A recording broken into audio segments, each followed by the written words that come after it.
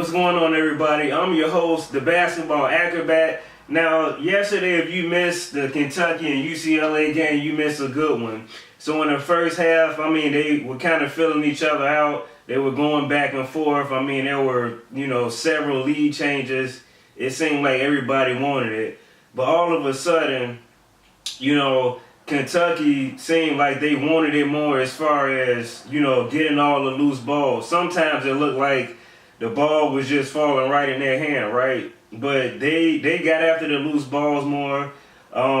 UCLA made more turnovers than they normally do, so that kind of put them in trouble. And when you turning it over against a team like Kentucky, you're not going to be doing well. Those guys can get out on the floor. They can get out on the run.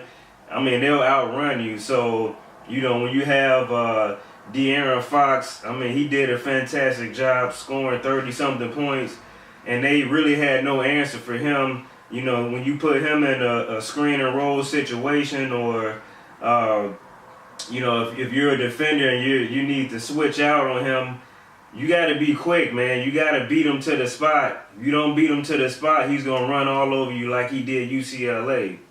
So that's kind of what I saw. The loose balls, the second chance points that, Kentucky was able to capitalize on really helped them out, especially in that second half. Now, even though UCLA shot a great percentage in the second half, those turnovers really bit them in the butt, closing the game out. Now, there were some big threes hit, on the UCLA side in the second half, but it still wasn't enough to kind of close out Kentucky. So, Malik Monk, this guy can shoot, man. He went to work. Again, De'Aaron Fox, his speed, his quickness, his ability to get into the paint really kind of destroyed and disrupted what UCLA wanted to do defensively. So that's how versatile, Kentucky is. They can have a game where they feed the ball to the bigs. They can have a game like last night where the perimeter guys are going to work. So, you have so much talent and selfish players on their team that at any given night, anybody can kind of step up and do what needs to get done. And that's one of the great things about the coaching from Kentucky's coach.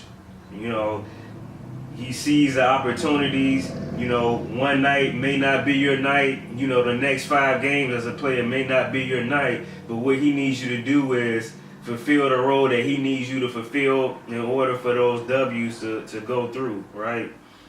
After the game, Lonzo Ball was asked about a few things, and he replied saying that pretty much, that was his last game with UCLA, and now he's going to be going to the NBA, which is no surprise to us. Well, that's all I have for you guys today. I hope you enjoyed this session, and until next time, I'm out.